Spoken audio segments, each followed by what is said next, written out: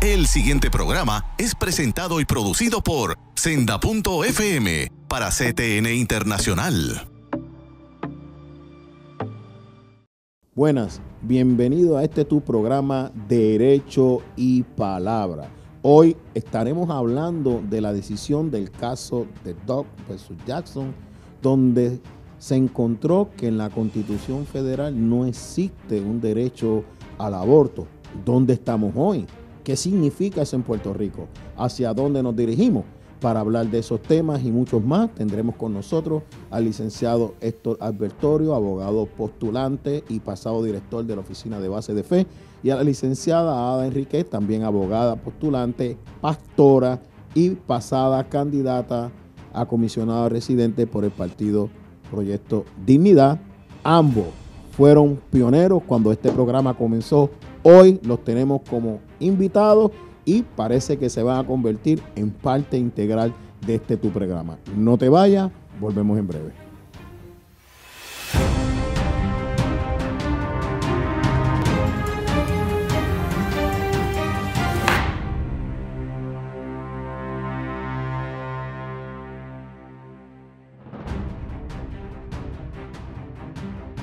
Bienvenido a tu sección Derecho y Palabra, como te habíamos dado en la introducción. Hoy estaremos hablando del caso de Dobbs versus Jackson, caso resuelto el 22 de junio de este año 2022 y que fue escuchado por el Pleno del Tribunal Supremo de los Estados Unidos en diciembre 1. Este caso, hace aproximadamente 3 meses, hubo una filtración de un borrador que estaba trabajando el Tribunal Supremo, donde se dejaba ya resuelto que el borrador proponía revocar el caso de Roe versus Wade.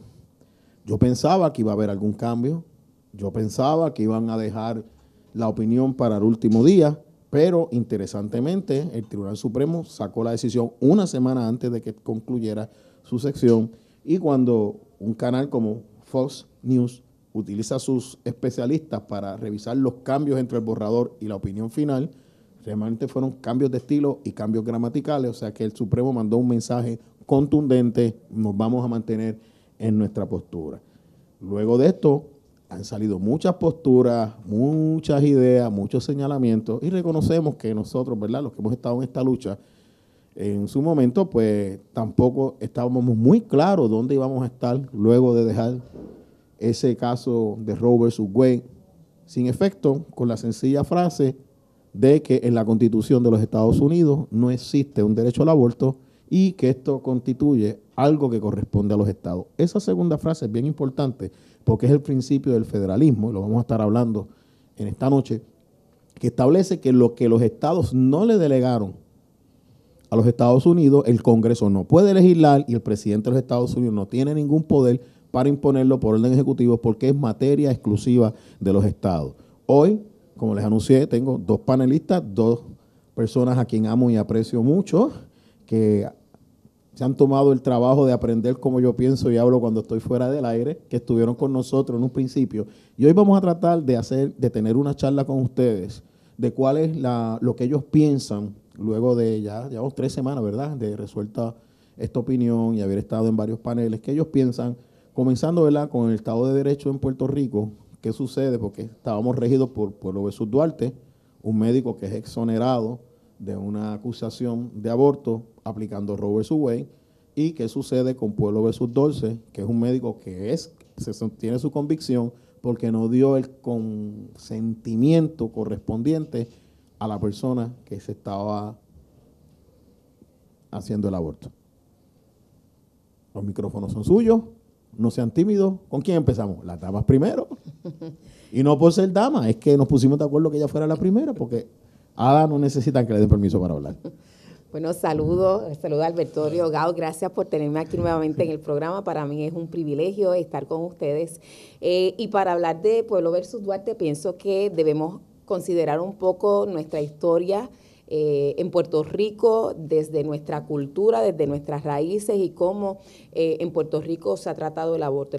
Para los puertorriqueños el aborto era parte de una intervención médica en casos de emergencia, donde la vida de una mujer podía estar definitivamente en riesgo de perderse si todavía continuaba con el embarazo y en la mayor parte de los casos usualmente la mujer o la mamá lo que solía decir era que pudieran proteger a su bebé. Y esto tiene que ver con que para los puertorriqueños la vida es extremadamente valiosa. No solamente cuando estábamos bajo el Código Penal, ¿verdad?, del Imperio Español, era por excepción, sino que igualmente así fue en toda nuestra historia. Por eso es que es tan importante considerar en el 1952, cuando nosotros adoptamos la Constitución, qué rango se le dio a ese derecho a la vida. En el caso de Puerto Rico, definitivamente nuestra Constitución es de rango, ¿verdad? Factura más ancha. Factura más ancha. ¿Por qué? Porque en Puerto Rico nosotros no decimos que se puede privar a una persona de la vida, de las propiedades, ¿verdad?, sin el debido proceso de ley, sino que nosotros decimos que el derecho a la vida es fundamental para el ser humano. Para el ser humano eso va a ser muy importante. No solamente eso, sino que dice que en Puerto Rico a ninguna persona se le va a condenar o se le va a imponer la pena de muerte.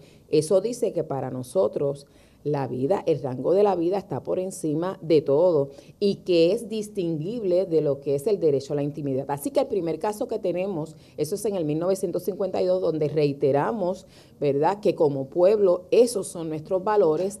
Y en el 1980, estamos hablando de casi 30 años después, es que por primera vez se ve un caso donde se esté practicando un aborto que no estaba contemplado en lo que se entendía que era la excepción del articulado, ¿verdad?, del aborto. Y se plantea que puede ser legal y allí entonces ya para ese tiempo tenemos a Roe versus Wade y entonces el tribunal lo que hace es que lo resuelve, a esos efectos lo dice y aclara. Lo vamos a resolver conforme a la Constitución Federal. Y no voy a seguir hablando para no... Si no me equivoco, me corrigen, Roe versus Wade es del 72. 73. Y Duarte, 17 de abril de 1980. Casi 7 a 8 años. Y en Puerto Rico nunca se había hablado de eso hasta que sale el caso de Roe versus Duarte, que es encontrado culpable por un jurado. Y luego el Supremo revoca. Pero vamos a escuchar al licenciado Héctor Bertorio, es que a mí me encanta, porque te dan oportunidad de hablar. No todos los abogados dejan que otros abogados hablen. Yo tengo que decir que esto es un panel de lujo y para mí, y obviamente voy a tomar un privilegio personal. Para mí es un honor estar, aparte de estar con mi amigo Gaud, que he estado aquí en otras ocasiones, pero compartir el foro con la licenciada Danora. La he visto en la lucha desde hace muchos años, así que eso... Y ha sido no tanto, ¿verdad? Pero ha sido una de las fuentes de inspiración para uno poder seguir entonces en esta batalla y unirnos en este cuento. Arregla que empezaste con el pie izquierdo. No, definitivamente voy a tener que arreglar entonces. Vamos a editar esto, no, mentira. Pero sí que hemos observado la trayectoria, una mujer de trayectoria, una mujer de carácter y una mujer a quien admiro mucho. Y no lo digo por adularla, sino aprovecho la oportunidad para decirle que la admiro mucho y siempre es un gusto escucharla y ahora el privilegio de estar en el mismo panel. La primera vez que están juntos en un programa. En un panel así, sí. Eso es así. Oye, es cierto, ¿verdad? Es porque cuando tú comenzaste... Tú no habías estudiado ni derecho. Él era de los nenes. Era de los nenes. Tú me has hecho sentir maduro hoy. Muy bien. Sí, porque yo empecé con Ada y cuando Ada se defiende, yo voy a aprender a defenderme. Sí, pero ese que no mucho. No mucho. Sí, lo recordé una foto que sales con nosotros. Correcto. Eso es así. Estábamos en la lucha, pero en otro flanco. Sí, en otro flanco. Así que, pero hablando del caso, ciertamente, como bien dices, el propio tribunal dice, esta es la primera vez que atendemos un caso como este, donde vamos a interpretar lo que es la temática del aborto, una temática que es bastante controversial, en aquel entonces lo fue y todavía lo sigue siendo. Más. Correcto.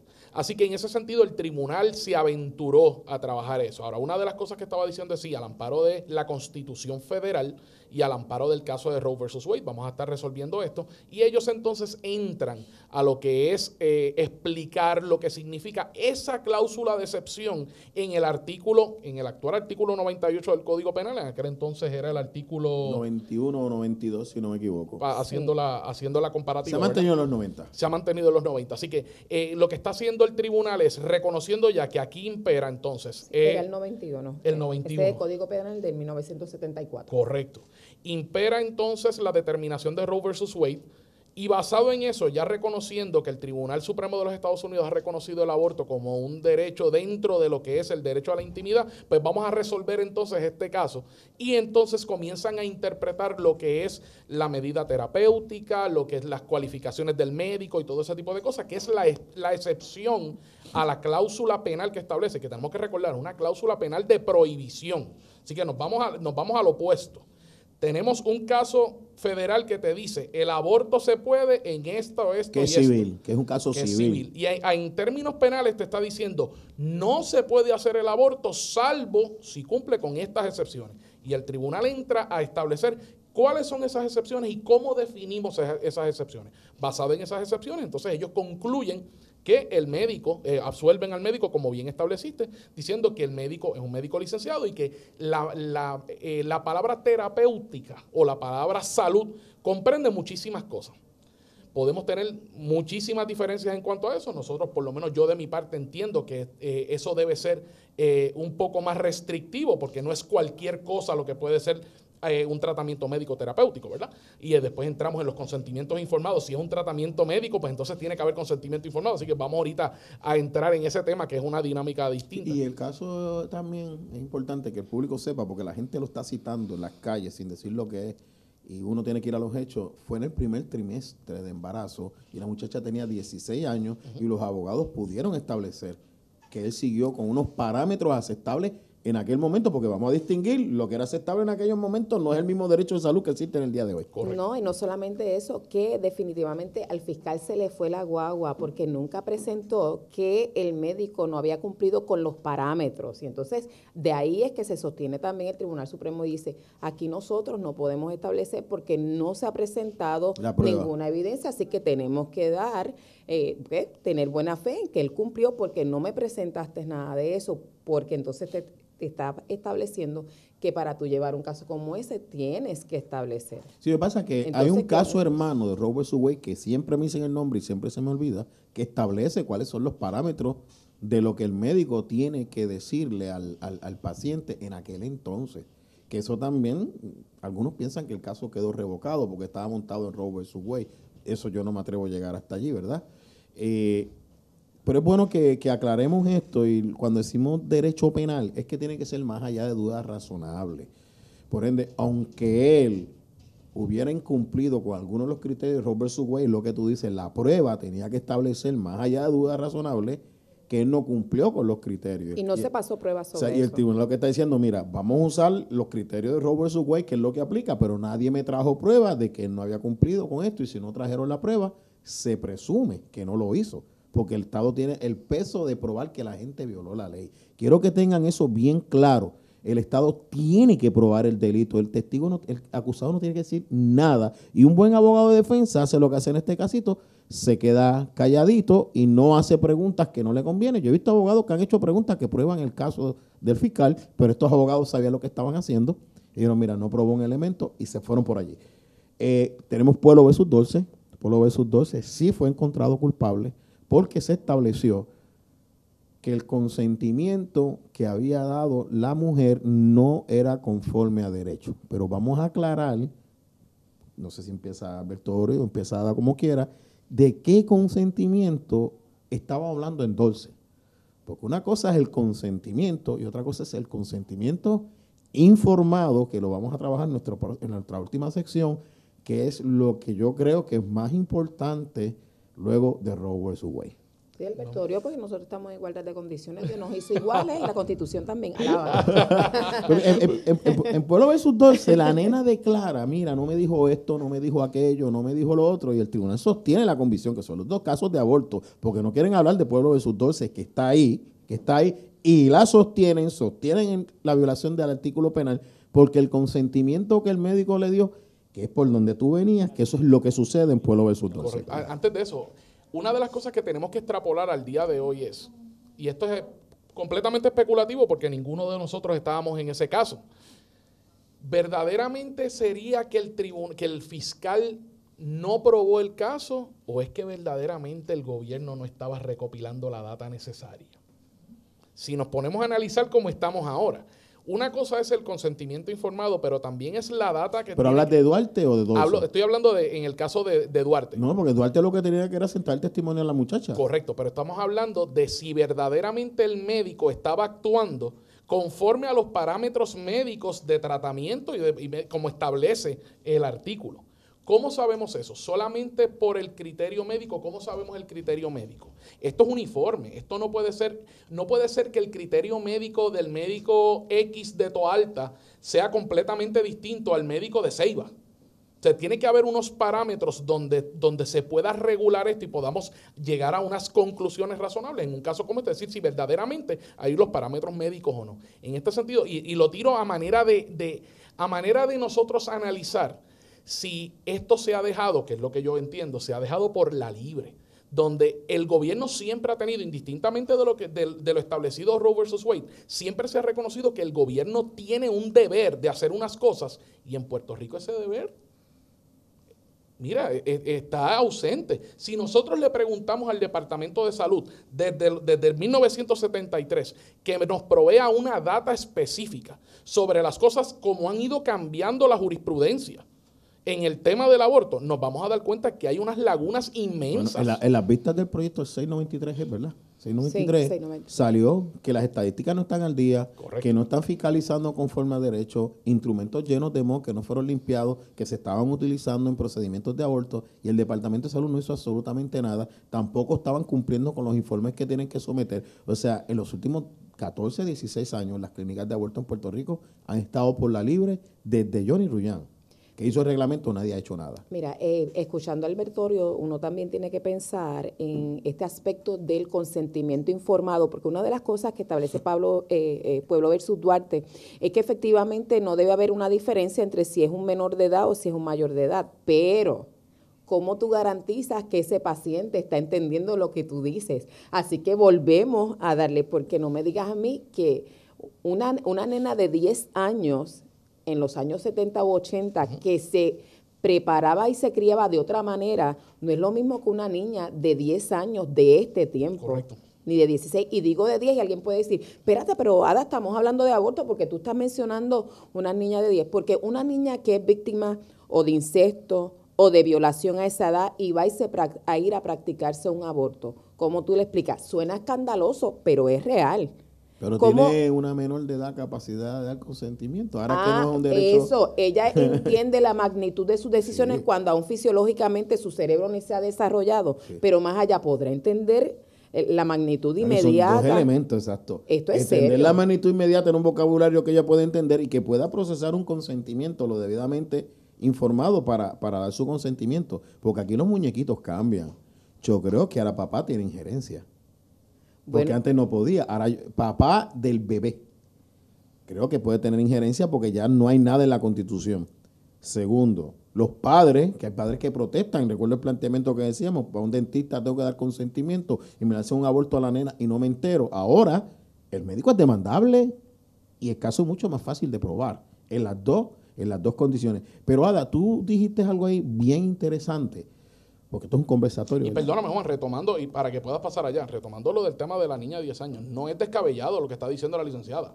Esto es un ejemplo que plasmó hace 2 días atrás el presidente Biden, como un ejemplo. Ah, ¿verdad? eso era que iba. Claro. Ella tiene una data allí que nos Claro, había compartido. Que no sabemos si a ciencia cierta esa niña existió, porque he escuchado los medios ya estableciendo como que esa niña es una, si conocen el caso de Jussie Smollett, que es el muchacho que alegadamente le dieron una escalpiza unos blancos radicales por Que causa... era artista. Que era artista. Y salió que todo era mentira y Salió a y relucir que era hasta todo- fiscales votaron y Correcto, todo. Porque, correcto, así que en ese sentido, o sea, no está, no pero tan es que el descabellado. caso de Roe versus Wade, cuando llegó al Supremo ya era académico. Claro. Ella no quería llevar el caso. O sea, que tú dices, ¿cómo el Tribunal Supremo sabiendo que era un caso académico? O sea, aquí hay muchas Pero ¿por qué no es interrogantes. descabellado?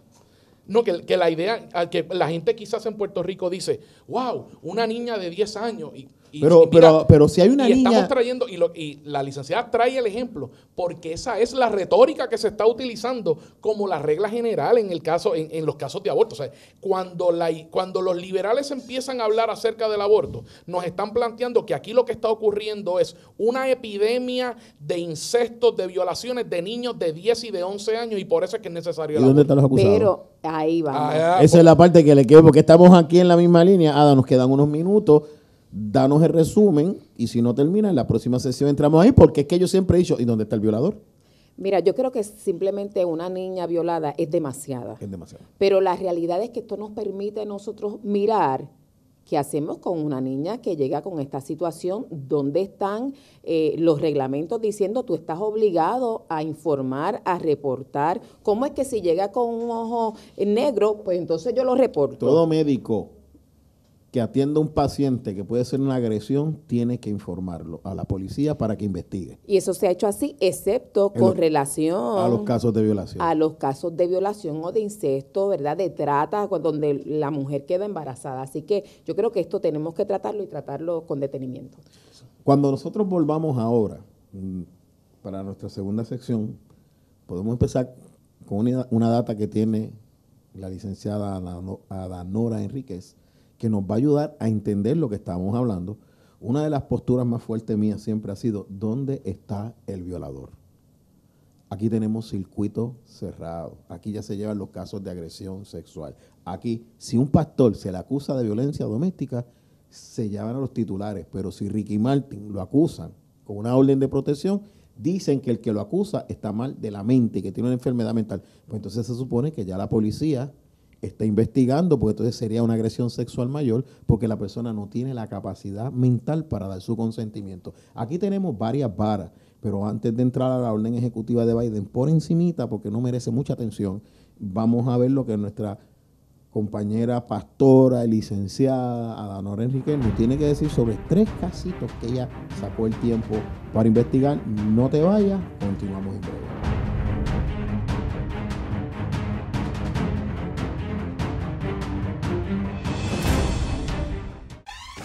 La mayor selección de música cristiana.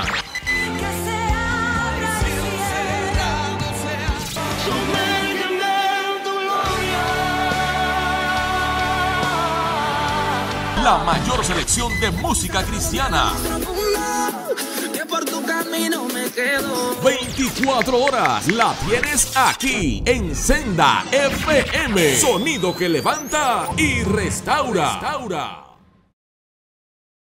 Busca CTNI en YouTube y sé uno de los miles que se han suscrito para disfrutar on demand de la gran variedad de programas diseñados para ti. Suscríbete al canal de YouTube de CTN Internacional.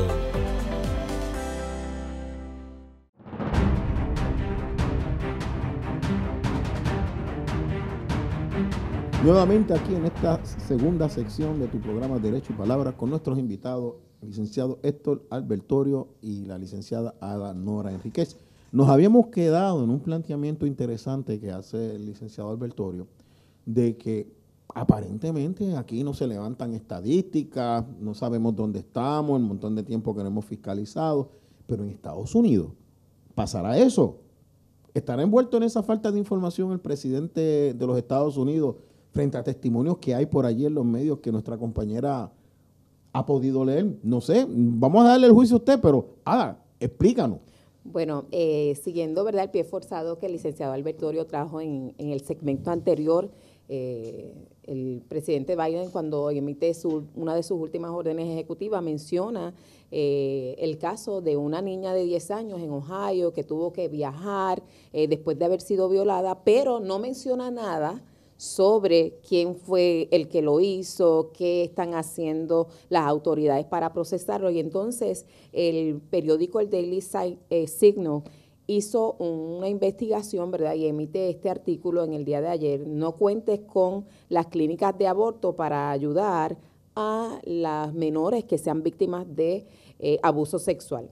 Y aparte de varios casos que menciona, yo saqué un extracto de algunos 3 casos donde ellos establecen específicamente que los doctores no reportan, aunque en las clínicas dan, ¿verdad?, los principios de que deben reportar, dicen, pero tan pronto era algo relacionado a algo sexual, a eso tú no lo vas a reportar, ¿verdad? Te ponían traspiés, te ponían cara, y dicen, en un caso, una niña fue embarazada por su papá a los 14 años, a los 16 años y a los 17 años. 3 veces, y las 3 veces abortó en la misma clínica, y la clínica nunca informó lo que estaba pasando, teniendo constancia. En otra ocasión, una niña de 13 años fue embarazada por su padrastro y fue a la clínica de planificación familiar y le hicieron el aborto sin que me diera notificación a los padres biológicos, o sea, ni a la mamá biológica ni al papá biológico, y nuevamente no reportaron el abuso. Un tercer caso o ejemplo, esta niña de 12 años estaba siendo abusada por su hermanastro de 23 años, fue y se hizo un aborto y tampoco a planificación familiar y tampoco lo reportaron. Efectivamente, ese es el tipo de comportamiento que suelen tener los empleados de estas clínicas de aborto, de la Junta de Planificación. Y como lo sabemos, fue una pregunta que me hiciste. Cuando lean el artículo, lo tengo en mi página, Danora Enríquez, en Facebook. Puede ir y buscarlo, es la primera publicación que aparece en el día de hoy. Te vas a dar cuenta que personas que han trabajado ahí salen y son los que están exponiendo también estas historias. Dicen, a mí no me gustó, a una compañera tampoco, pero era lo que teníamos de frente. ¿Qué pasa? Eso está sucediendo desde Estados Unidos, que ya esa es la institución, es la manera en que se manejan estos negocios, pues en Puerto Rico siguen efectivamente el mismo patrón. Una de las cosas que le comentaba al licenciado Albertorio, que una mujer usualmente, no importando la edad, pregunta cuando va a practicarse un aborto es, ¿y el bebé va a sentir dolor? Y uno podría decir, bueno, en muy temprana semana, pero es que cuando tú te das cuenta de que está embarazada ya es porque ya se ha desarrollado. Y entonces lo que le dicen siempre es no. ¿Sabe por qué le dicen que no? Porque es que la mujer no solamente tiene que ver con el instinto de madre, hay una compasión natural de uno de ser humano. Entonces, una de las cosas que rápido te plantearía, espérate, esta decisión no la puedo tomar ahora. A lo mejor tengo que considerar otras cosas y se perdería ¿a quién? En la oportunidad de ayudar a la niña o a la mujer. Se pierde un cliente. Ahí está. Se pierde eso es fuerte. Cliente. Lamentablemente se pierde un cliente. Cuando escuchamos eso y vemos esas datas, nos tenemos que preguntar, ¿dónde está el violador? ¿Por qué no lo han procesado? En la vasta mayoría de estos casos, y yo me imagino que la vasta mayoría de los estados, estos delitos prescriben muchos años posteriores después de la adultez. ¿Eso no sería encubrimiento? Claro. Yo pienso que es más, yo me voy un poquito, además de encubrimiento, ya cuando viene un segundo caso, ya tú te estás convirtiendo casi en un partícipe. Yo sé que lo estoy extendiendo, pero, por ejemplo, la Coalición Nacional para terminar con la explotación sexual, una de las cosas que plantea es la necesidad de terminar con el aborto, precisamente porque ellos dicen, eso lo que hace es cobijar a las personas que explotan a las mujeres. ¿Por qué? Porque la mejor evidencia de que hay una violación, ¿cuál es? El hijo. La mejor evidencia de que hubo un incesto, ¿quién es? El bebé. Y ahora con el DNA. Suena por eso. Y ahora con el DNA, tú le haces una prueba de DNA al bebé, a la mamá y al papá, y ya tú sabes quién es el papá. Y si es el padrastro, si es una menor, es violación técnica. Por eso a mí me sorprendió que cuando se dijo esto en la pista, no se le preguntó a la deponente, y usted lo denunció. Vamos a una sesión ejecutiva para que nos dé la información y nosotros llamar al Departamento de Justicia para que inicie una investigación. Eso no sucede. De hecho, en las vistas yo escuché cuando doctores dijeron que no, ellos no preguntaban por qué la persona quería abortar. Y es importante porque uno podría decir, no, esa es la intimidad. Sí, pero si está en un caso como este. Pues entonces, si ellos no preguntan, ¿de dónde se sacan que hay violaciones? No, y entonces el otro problema que tenemos. Pues entonces se lo están inventando. Y si ellos no preguntan, eso es una vertiente importantísima, pero si ellos no preguntan, no están cumpliendo con el artículo 98 de la excepción, porque la excepción tiene que ser tratamiento médico o una situación de salud. Si no preguntan, ¿Cómo sabes entonces que ese es el proceso así? ¿Cómo sabes el daño de salud mental ¿Qué es lo que necesita que hasta en esta aquel persona? entonces era lo que imperaba si tú no sabes los motivos por los cuales ellos van a abortar? Porque si físicamente no hay ningún problema, pues entonces tenemos que ir si emocionalmente eso constituye un riesgo para la mamá. Por eso es que jurídicamente yo considero que las expresiones del secretario de Justicia fueron unas expresiones completamente irresponsables. Él no es quien para ¿Y determinar... las de Biden? Bueno, eso vamos a entrar ya mismo. Pero en el caso del Departamento de Justicia, él no es quien para determinar si él va a procesar, si el Departamento de Justicia va a procesar o no un articulado que está vigente y que tiene unos parámetros. Y como ellos alegan que el aborto es legal conforme a Pueblo versus Duarte, porque todavía está, pues fantástico, pues vamos a aplicar Pueblo versus Duarte. ¿Qué te dice Pueblo versus Duarte? Pues Pueblo versus Duarte te dice que el aborto es a manera de excepción mediante una situación terapéutica o de salud. Pues tienes que preguntar. O sea, pero para retomar la raíz del diálogo, yo me pregunto, a raíz de lo que ustedes están escuchando, aunque ya muchos años en esta lucha, tú estuviste en el proceso de la legislación el cuatrienio pasado, tú y yo llevamos en esta lucha muchos años. ¿Dónde está el violador? Porque si no está documentado, estoy inventándome un argumento que no existe. Porque si existe y tú lo sabes y no lo denunciaste, tú estás encubriendo un delito. Y si es un menor, estás violando la ley de maltrato de menores. Porque se supone que cuando tú sabes que se comete un delito contra un menor, tú tienes que denunciarlo. O sea, que el argumento del señor presidente, el argumento del secretario de Justicia, tercer programa que digo que debe renunciar, le está haciendo un flaco servicio al gobierno de Puerto Rico y al señor gobernador, pues yo asumo que el señor gobernador cuando se expresa es porque él lo asesora.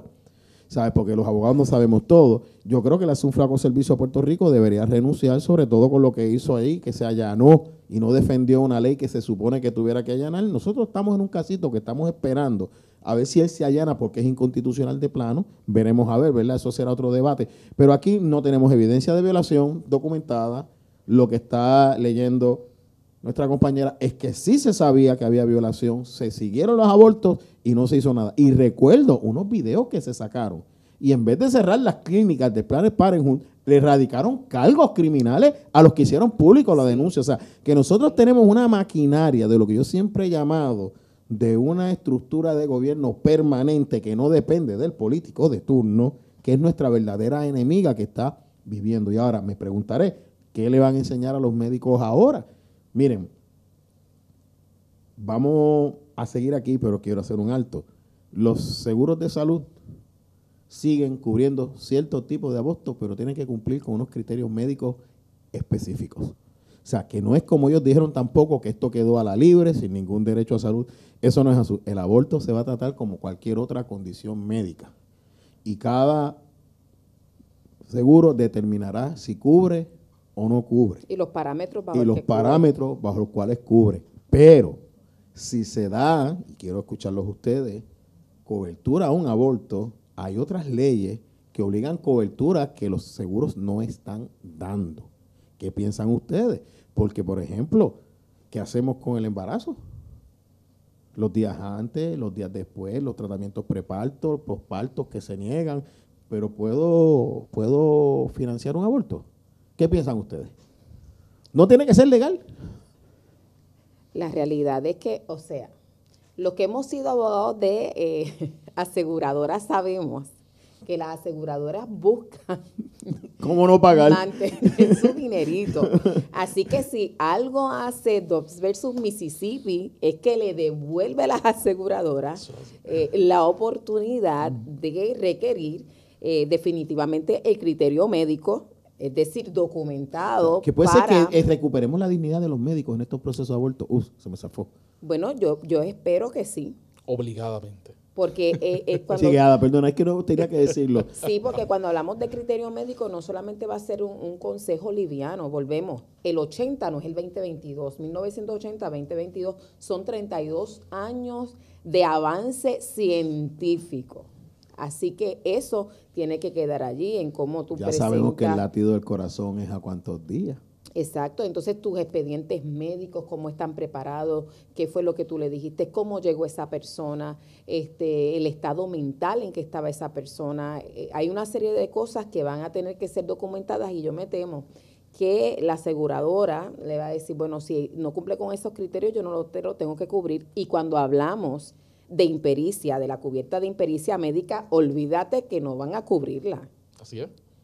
Y más los obstetras. O sea, estamos hablando de ginecólogos obstetras que son quizás en la clase médica, quizás de los que más pagan seguro. O sea, su seguro es muchísimo más costoso. Esto yo creo que va a ser un golpe bien fuerte para ellos porque, como bien dice Ada, la aseguradora va a buscar retener su dinerito acá y va a decir, hey, para esto tienes que cumplir con X, Y, Z. Si no me cumples con X, Y, Z. Fíjate, yo creo entonces que los jueces del Supremo no estaban tan solos como la gente piensa. Pero fíjate, por ejemplo, cuando me hablas de obstetras, yo creo que ellos si han practicado, lo practican bajo la excepción. Correcto. Así que el obstetra quizás no va a tener un problema con justificarlo porque es lo que ya hace en su práctica. Pero las clínicas de aborto no tienen esos récords médicos al día. Buen punto, sí. Sí, no, yo estoy lo esperando mi participación, pero aproveché que era el moderador y lo tiré. Recordé cuando le preguntamos en una entrevista al papá, el especialista en esto, no es abogado, pero parece se codea, de Carlos Sánchez, que se le preguntó, Carlos, ¿cuántos obstetras hay en esas clínicas? Y ¿cuántos nos dijo? 1. Y cuidado. Pero en la vasta mayoría, en las 5 clínicas, lo que hay son médicos generalistas. Por eso es que el artículo 98 es tan importante, el que nuestro secretario de Justicia no quiere aplicar. Porque si fuera los obstetras no los vas a procesar. Y tú puedes decir, yo no los voy a procesar porque ellos, para hacerlo, tienen que hacer su criterio médico. Pero como aquí habla de toda persona que permite o que haga... Sí, pero el artículo tiene las excepciones que lo cubren.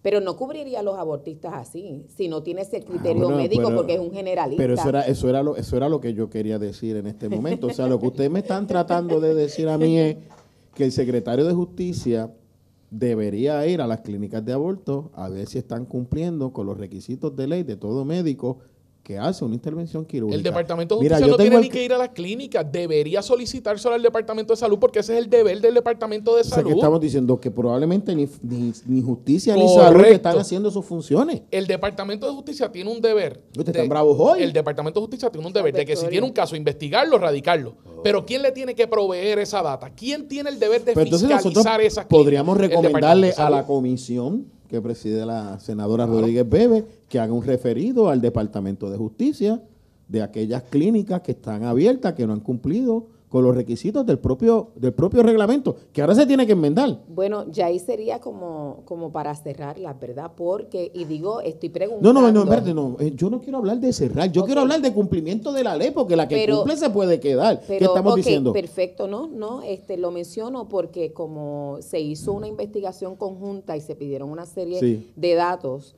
o sea que ya hay un trabajo previo.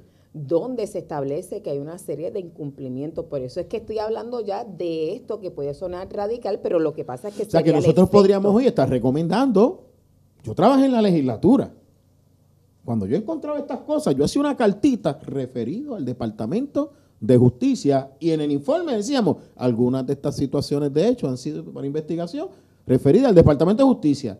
Si el Departamento de Justicia no cumple, como yo tengo la investigación abierta, yo lo cito y le digo, ¿qué hizo usted con mi referido? Ese es el procedimiento legislativo. Y está dentro de todos los parámetros constitucionales hacer eso. O sea que lo que estamos hablando es que el Estado de Derecho en Puerto Rico, según hemos ido pensando, ya nos permite a nosotros saber dónde nosotros estamos parados frente a cómo va a funcionar el aborto. Eso es lo que estamos hablando aquí. Eso es así, estoy completamente de acuerdo.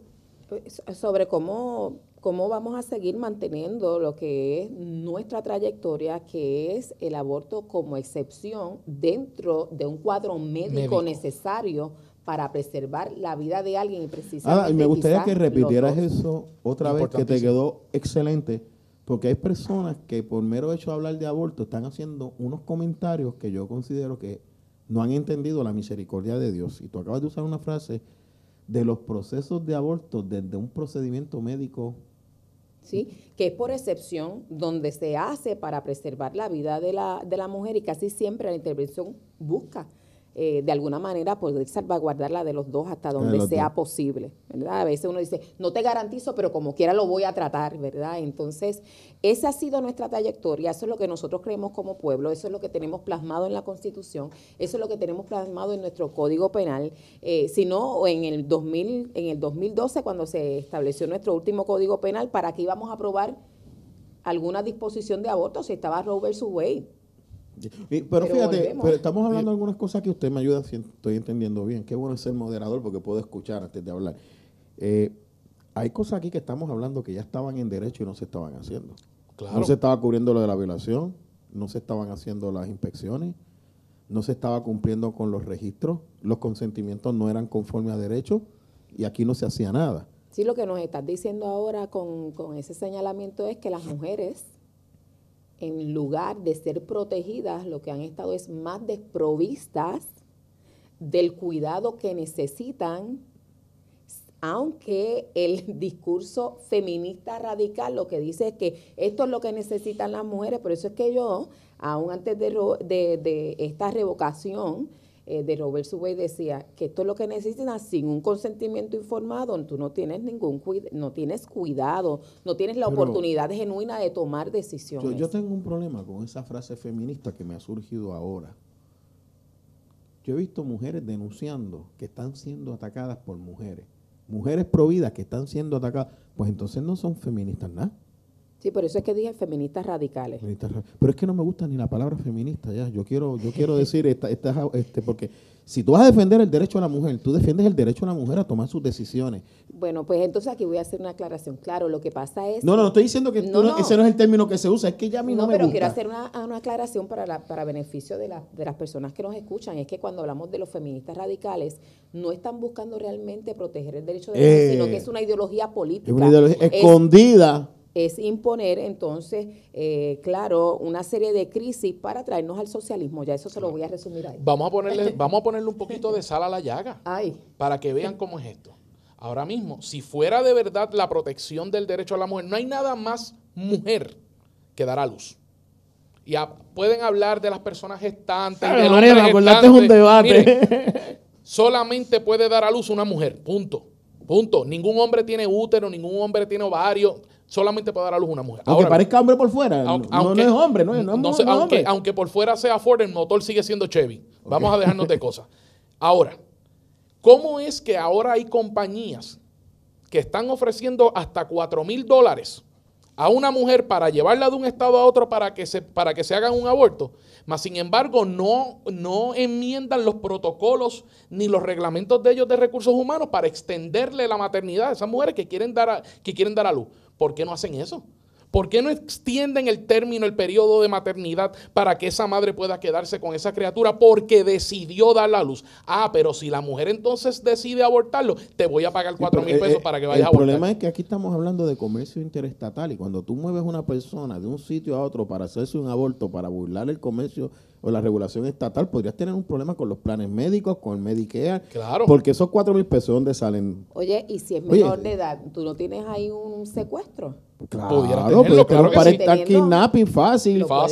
Es por eso que yo quería hacer esto, un conversatorio y no un debate, porque aquí pensando nosotros hemos visto tanta cosa. Y es que la verdad que, Albertorio, tú serás el más joven, pero tú llevas muchos años en esto también. Sí, pero obviamente yo... no tan joven. No tan joven. Son 39 años, lo que pasa es que la vida me ha maltratado. Ay, sí, se nota. Mira, Albertorio, hablando de lo que comentas, en algunas compañías en Estados Unidos ya han empezado en respuesta a Roe versus Wade y la revocación de Roe versus Wade y el aprecio a la vida, a extender, primero a pagarle los costos médicos, ¿verdad? Por ver las pruebas de embarazo, que es lo que viene después, pero también añadiendo ahora también a los padres, al varón, ¿no? También las licencias de paternidad, y eso está tremendo. No solamente eso, hay una que está sufragando los costos. Si tú quieres adoptar, todo lo que sea médico, de los exámenes tuyos, los del niño, todo lo que tenga que ver con eso, yo te lo voy a pagar. Así que ya ha empezado también a ocurrir un movimiento en ese sentido que es muy bueno. En Puerto Rico no he escuchado nada. Tenemos que parar esta sesión, volvemos en la próxima y al final le vamos a hablar qué fue lo que resolvió el caso de Dobbs. Yo primero quería el debate antes de que ustedes supieran lo que resuelve el caso, porque es que ellos hablan sin citar el derecho. Nosotros tenemos derecho a hablar como queremos y citamos el derecho al final. No se vayan, continuamos el programa.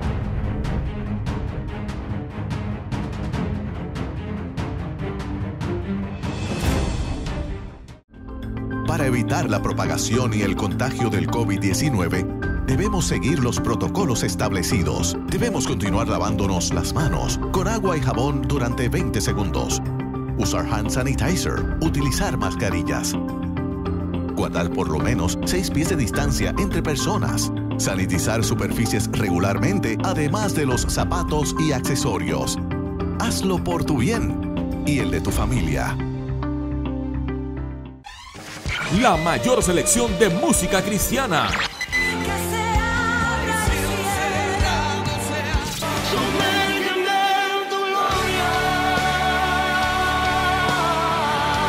La mayor selección de música cristiana. 24 horas la tienes aquí en Senda FM. Sonido que levanta y restaura.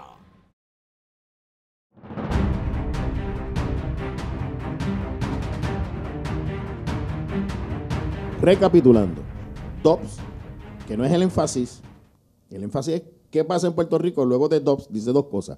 En la Constitución de los Estados Unidos no aparece en ningún sitio el derecho al aborto. Todo lo que ustedes escucharon hablar de derecho constitucional, de restricciones, del derecho, ya eso no existe, ya eso no está en el debate, eso desapareció, eso se convirtió en neblina que se lleva cuando llega el sol. Segundo, eso es materia de los estados, por tanto, el gobierno federal no puede ni por el Congreso ni por orden ejecutiva darle órdenes a los estados en cuanto al proceso de aborto, porque no está en la Constitución y esto es materia estatal, así que yo lo siento por la orden ejecutiva de Biden y que Dios bendiga a nuestros hermanos abogados de Estados Unidos cuando monten el famoso Field Day que van a formar allá. Lo que hemos hablado hasta ahora, y ustedes me corrigen, es que en Puerto Rico hasta ahora lo que tenemos es que el aborto está regulado de manera penal, de manera criminal. Se tiene que partir de la premisa que en Puerto Rico el aborto es una conducta criminal y que para hacerse se tiene que cumplir con las excepciones del articulado. Eso es lo que hemos hablado. Pero nos falta una figura. El nasiturus, que es un artículo en el Código Civil, producto de nuestra Constitución, que no se quería aplicar, fue una batalla durísima, que dice que el Estado está obligado a proteger la vida del no nacido y que se le imputan todos los derechos desde el vientre de la madre a menos que nazca muerto. O sea, que se entiende que está vivito allá adentro, que es un ser humano vivo, que no alcanza el nivel de persona jurídica porque no ha nacido, pero tiene unos derechos en el vientre. Por eso es que vemos ahora las intervenciones en el vientre de la madre para sanar el bebé antes de nacer. O sea, vamos a la lógica. ¿Estoy correcto? Eso es correcto. Bueno, pues la cancha es suya. De hecho, el artículo 2, sección 7 de la Constitución del Estado Libre Asociado de Puerto Rico dice: se reconoce como derecho fundamental del ser humano el derecho a la vida, a la libertad y al disfrute de la propiedad. No existirá la pena de muerte. ¿De quién es? Del ser humano. Y cuando se discutió derecho a la vida, se habló precisamente en el diario de secciones que se refería al aborto. Sí, eso está en el informe. Eso yo lo aprendí. Una de las cosas importantes aquí es establecer cuál es el derecho tutelado en esta situación. El derecho tutelado, lo que el Estado... ¿Qué es tutelado? Tutelado es cuál es el derecho que se quiere proteger y cobijar. Ese derecho que se quiere proteger y cobijar no es el derecho al aborto, es el derecho a la vida. Por lo tanto, hacer argumento de que Puerto Rico tiene una factura más ancha para darle más derechos al aborto es un análisis completamente errado, o sea, por lo que estableciste. El aborto no está comprendido en ninguno de los artículos de la Constitución, ni tan siquiera en las penumbras del derecho a la intimidad. No aparece en ningún sitio. Por lo tanto, si no aparece en la Constitución, la presunción es que el derecho tutelado es el derecho a la vida. Por lo tanto, si vamos a aplicar la factura más ancha, es para darle más protección a la vida. Ese es el Estado de Derecho ahora. De hecho, mencionando nuestras costumbres, muchos de nosotros que tenemos tíos, abuelos, y gente que fueron criadas como si fueran de nuestra familia, pero eran de crianza. Porque a veces la mamá se decía hermanos de crianza, hijos de crianza. Sí, pero cuando se moría los padres, antes de ahí en el lecho de muerte, llamaban a los hijos de sangre y decían, acuérdate de fulano, que ese es tu tío. Olvídate, que ese es tu hermano y tienes que, acuérdate de lo que le dejé a él y todo eso. O se acuerdan del famoso compay, que el compay y la comay eran verdaderamente los segundos padres. Entonces eso era sagrado. ¿De dónde viene? Del aprecio por la vida. Por lo tanto, en nuestro derecho, en nuestras costumbres, no hay tal cosa como querer reconocer, establecer o de alguna manera haber practicado aborto por demanda como que eso está bien. No existe. O sea, y podemos concluir también de lo que hemos evaluado. Miren, vamos a ser honestos. Estamos hablando de, aquí hay como en conjunto, más de 40 años de experiencia en este tema. Yo soy el que menos aporto. Sí, pero no, estamos hablando porque tú empezaste más joven que nosotros. O sea, no es que cuando nosotros entramos realmente el único que estaba era Carlos Sánchez y todo, pero nosotros Dios nos dio la bendición de un código que trató de, y ahí nosotros nos conocimos y nuestras altas y nuestras bajas, nosotros hemos seguido nuestra amistad. Era como yo explicaba en un programa, las instituciones que se han montado han colapsado, pero los guerreros que se han levantado seguimos caminando juntos y las experiencias nos han enseñado dónde podemos caminar juntos y dónde no podemos caminar juntos. Y yo he notado un movimiento cristiano nuestro mucho más sólido, mucho más firme, mucho más especializado, y lo hemos visto en este proceso del aborto. Yo esperaba una división en el movimiento conservador. Los primeros 2 o 3 días lo hubo, pero inmediatamente todos los líderes cerramos fila y estamos en la misma línea. Y mire lo que estamos diciendo hoy, no sé si otro lo ha dicho, creo que es la vez que más preciso lo he escuchado. La regulación en Puerto Rico es de carácter criminal. Por tanto, el secretario de Justicia no cumple sus deberes. Si tiene información de un aborto, él tiene que a través de él, o el secretario de Salud, o el Departamento de Familia, que se determine si está dentro de las exclusiones que tiene el artículo de nuestro Código Civil. El deber a proteger es el deber, el derecho a la vida. No están desprotegidos por los planes de salud. Pero si un plan de salud, si un patrono paga un plan de salud, lo paga para que administre, entra el comisionado de seguros a regular. O sea que no están desprotegidas. Lo que está desprotegido es el aborto sin récord médico, sin consentimiento informado, sin notificar las violaciones, sin notificar el incesto. Lo que no está protegido es lo que siempre fue ilegal, que nunca se hizo. Eso es. Porque ahora no puede decir yo tengo un derecho constitucional. No, ahora empezamos distinto. Ahora empezamos, los he podido resumir bien. Excelente. Sí. Entonces, vamos así. Entonces, ¿cuál es el bien tutelado, el bien protegido? El derecho a la vida. El derecho a la vida que viene desde la Constitución y para que no haya duda, es parte de un articulado del Código Civil.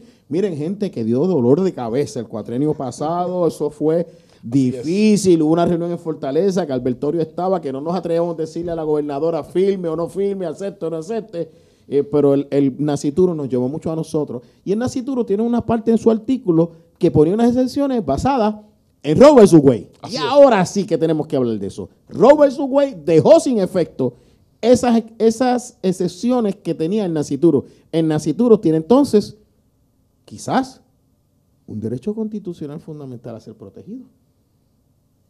Esa la estoy tirando ahora, porque de acuerdo a lo que Ada está diciendo, ¿qué ustedes opinan? De acuerdo a la Constitución, sí. O sea, que el Nacituro no es una cosa que una ley para poder implementar lo que dice la Constitución. ¿Quién está diciendo la verdad entonces en Puerto Rico? ¿El secretario de Salud, el secretario de Justicia, el gobernador o el Estado de Derecho? Bueno, nosotros creemos en el Estado de Derecho. Así que, y ahora como esto es derecho y palabra, es muy clara el preámbulo de nuestra Constitución que dice que nosotros ponemos nuestra confianza en el Dios Todopoderoso para asegurar para nosotros y nuestras generaciones. Y eso ha aguantado el análisis de separación Iglesia y Estado.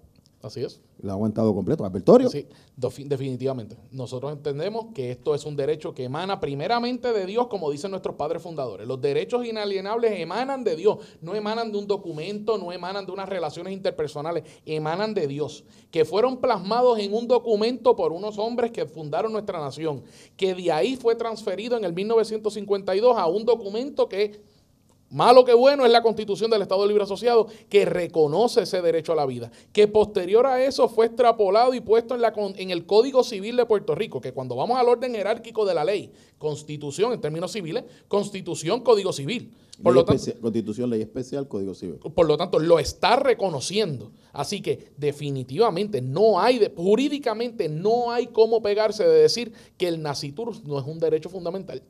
Es un derecho a la vida. Claro que sí. O sea que tenemos probablemente, nosotros nos podríamos arriesgar en cualquier debate o en cualquier solicitud de sentencia declaratoria de proteger una vida, llevar un papá que la mujer quiera abortar y dice, ese niño tiene un derecho constitucional fundamental a existir y yo como padre lo estoy reclamando y estoy reclamando que cuando nazca me lo den a mí porque no tienes que, y yo me encargo de eso. Eso abre toda esa discusión y no solamente para ahí, yo sé de instancias donde son los abuelos que están ahí delante de las clínicas abortistas que le dicen a su hija, conociendo, por favor, tú sabes, no lo pierdas, tenlo, yo lo crío y demás. O sea que hay otras personas que también están afectadas. Por eso es que yo digo que para efectos de los seguros y de los doctores, va a ser otro el panorama, porque aquí se abre la posibilidad de reclamaciones, aunque el secretario de Justicia diga, yo no voy a procesar penalmente, yo puedo radicar mi caso civil. Lo que pasa es que si tú te mandas en una sentencia declaratoria, yo lo que recomendaría es que como el secretario de salud es el encargado de bregar por la salud, yo lo traigo como demandado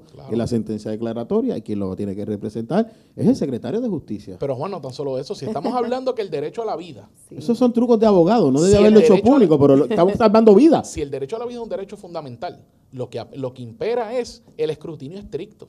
Pues entonces... Mira para allá, mira, seguimos mejorando. Entonces, necesitamos otro panel. Si lo que impera es el escrutinio estricto, tú me tienes que entonces limitar ese derecho a la vida habiendo un interés apremiante y que la manera de limitarlo sea la manera menos onerosa. La menos difícil, entonces, la menos problemática. Podemos razonablemente concluir que matar la vida de una criatura es la menos onerosa. No, porque en Puerto Rico hay leyes de adopción, está papá, están los abuelos. Siempre y cuando tú puedas probar que hay una persona que se puede hacer cargo de esa vida y que realmente, si vamos al consentimiento informado y a lo que es el expediente médico, mire, esto ayuda a los médicos a levantar su profesión.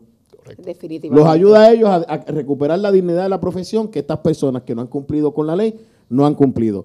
Se nos está acabando el tiempo, no tenemos tiempo para más, pensábamos que una hora nos daba, pero ustedes aquí en este último sector vieron cómo pensamos los abogados aquí en Derecho y Palabra.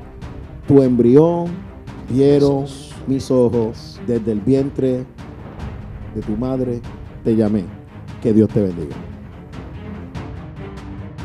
El pasado programa fue presentado y producido por Senda.fm para CTN Internacional.